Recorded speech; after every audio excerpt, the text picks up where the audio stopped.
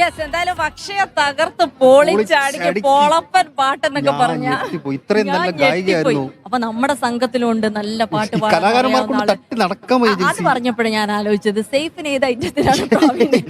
ഞാൻ ഈ ചോദ്യം പ്രതീക്ഷിച്ചാണ് നേരത്തെ. നമുക്കങ്ങനെ ഈ കലയുമായിട്ടുള്ള എന്റെ ബന്ധം എന്ന് പറഞ്ഞു കഴിഞ്ഞാൽ നമ്മൾ ഈ കലോത്സവത്തിന് വരിക, ആൾക്കാരെ കാണുക, ഫുഡൊക്കെ കഴിക്കുക. അല്ല, അതൊരു കലയാണ്. ആ ഒരു കലയാണ് എന്റെ ഒരു കലാപരമായ കലയാണ്. അതൊരു കലയാണ്, അംഗീകരിക്കണം. കാരണം അത്രയും നേരം നമ്മള് ജിൽസിയുടെ കലാവിരുദ്ധകളെ കുറിച്ച് ഞാൻ വരും ദിവസങ്ങളിൽ വിശദീകരിക്കുന്നതായിരിക്കും. ജിൽസിയുടെ ഇൻസ്റ്റാഗ്രാം സ്റ്റോറികൾ പ്രേക്ഷകർ കാണേണ്ടതാണ്. അഭിനേത്രി എന്നൊക്കെ പറഞ്ഞുണ്ടല്ലോ, ശോഭന മാറി മണിച്ചിത്രത്താഴ് ശോഭന മാറി അക്ഷരം ഇവിടെ മിണ്ടിപ്പോകും. അതിന് ജിൽസി അവര് രണ്ടുപേരും ഒരുക്കങ്ങളെല്ലാം വിശദീകരിച്ചു. നാളെ രാവിലത്തേക്കുള്ള കാര്യങ്ങളെല്ലാം സജ്ജമാവുന്നുണ്ട്.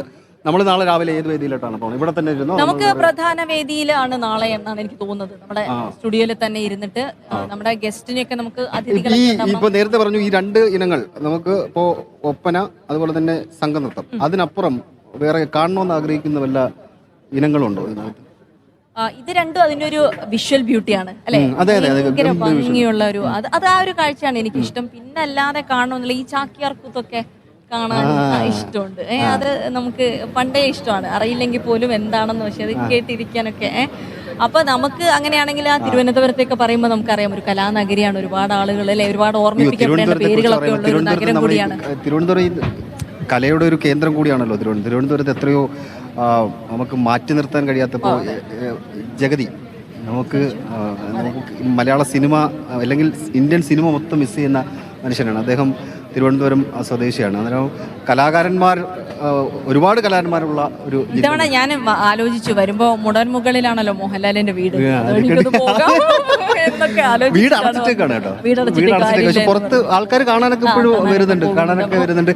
പിന്നെ തിരുവനന്തപുരത്ത് അദ്ദേഹം വരുമ്പോ ആ വീട്ടിൽ പോയിട്ട് ഇവര് ഒരു കേന്ദ്രം ഉണ്ടായിരുന്നു ഇവിടെ, ഒരു ഇന്ത്യൻ കോഫി ഹൗസ് ഉണ്ട്. ഇവര് പ്രിയദർശൻ, മോഹൻലാൽ, എം ജി ശ്രീകുമാർ, ഈ ടീമുകളെല്ലാം കൂടെ അവിടെ ചായകുടി ഒക്കെ ഉണ്ടായിരുന്നു.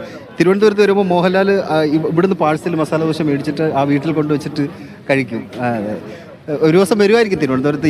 എന്തായാലും അങ്ങനെയുള്ള ഒരുപാട്, അവരെ മാത്രമല്ലല്ലേ പഴയ തലമുറയിൽ ഒരുപാട് ആളുകളെ കൂടെ നമ്മൾ അനുസ്മരിക്കേണ്ടതായിട്ടുണ്ട് ഈ അവസരത്തിൽ. എന്തായാലും കുട്ടികളുടെ ഒരു കലോത്സവം എന്ന് പറയുമ്പോൾ ഈ വേദിയിൽ നിന്ന് വളർന്നു വന്ന പ്രതിഭകളാണ് ഇന്നിപ്പോഴും ആളുകളും അല്ലെ. ഈ കലോത്സവത്തിന്റെ പണ്ടത്തെ പോലെ പണ്ട് ഇപ്പോ നവ്യ നായർ, മഞ്ജു വാര്യർ, അമ്പിളി ദേവി, ഇവരൊക്കെ കാവ്യ മാധവൻ ഒക്കെ കലാതിലകവും ഒക്കെ ആയിട്ടാണ് സിനിമയിലേക്ക് വരുന്നത്. ഇപ്പൊ എനിക്ക് തോന്നുന്നു അങ്ങനെ അധികം ആൾക്കാർ ഈ കലാതിലകവും കലാപ്രതിഭ അല്ലെങ്കിൽ നല്ല പ്രകടനം കാഴ്ചവെക്കുന്ന ആൾക്കാർ സിനിമയിലേക്ക് അധികം വരുന്നില്ലേ? അങ്ങനെ തോന്നുന്നു. അത് ശരിയാണ്. കാരണം ഒരു കാലഘട്ടത്തിൽ ഇവിടെ നിന്നായിരുന്നു സെലക്ഷൻ, ഒരു കാലഘട്ടത്തിൽ ഇവിടെ നിന്നാണ് സിനിമയിലേക്ക് സെലക്ട് ചെയ്യുന്നത് സംവിധായകര്. പക്ഷെ എനിക്ക് തോന്നുന്നു ഇപ്പൊ കുറച്ചുകൂടെ ഈ പ്രൊഫഷണൽ ആയിട്ടുള്ള ആളുകളൊക്കെ വരുന്നത് ഡോക്ടേഴ്സ് ആണ്. അതൊക്കെ ഒരു ഹൈലി ക്വാളിഫൈഡ് ആയിട്ടുള്ള ആളുകളൊക്കെ വേറെ വരുന്നുണ്ട്. എനിക്ക് തോന്നുന്നു ഈ പ്രായത്തിൽ ഒരു പക്ഷേ സിനിമ ചൂസ് ചെയ്യേണ്ടെന്ന് തീരുമാനിക്കുന്നതായിരിക്കും. എന്തായാലും എനിക്ക് അധികം ശ്രദ്ധിച്ചിട്ട് എനിക്ക് ഏറ്റവും ഒടുവിലായിട്ട് തോന്നിയത് അനു സിത്താരയാണെന്ന് തോന്നുന്നു. പിന്നീട് നമുക്ക് ഈ കഴിഞ്ഞ കലോത്സവത്തിൽ യെസ്. അപ്പൊ എന്തായാലും അപ്പൊ അങ്ങനെയുള്ള കുറെ മാറ്റങ്ങളൊക്കെ വന്നുകൊണ്ടിരിക്കുന്നു. ഒരു പക്ഷേ ഈ കലയ്ക്ക് മുകളിലായി പഠനമൊക്കെ കഴിഞ്ഞ ശേഷം അങ്ങനെ വരാമെന്ന് തീരുമാനിക്കുന്നതായിരിക്കും. യെസ്, എന്തായാലും നമുക്ക് ഈ കാര്യങ്ങളൊക്കെ തുടർന്ന് പറയേണ്ടതുണ്ട്. ഇനി ഒരുപാട് വിശേഷങ്ങളൊക്കെ പങ്കുവെക്കേണ്ടതുണ്ട്.